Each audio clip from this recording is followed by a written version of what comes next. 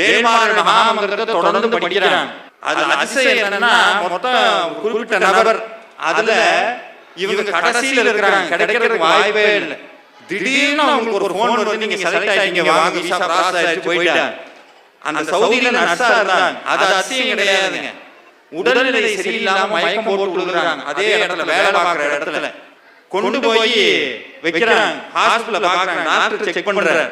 Check பண்ணிட்டு, I think I cannot cure her. உடம்பு ஒரு மாதிரி ஆயிருக்கு, நம்மளால அன்கண்ட்ரோலா போயிட்டு இருக்கு, கொஞ்ச நேரத்துல உடம்பு ஜில்லுன்னு ஆகுது, உடனே ஊருக்கு சொல்லுங்கிறாங்க.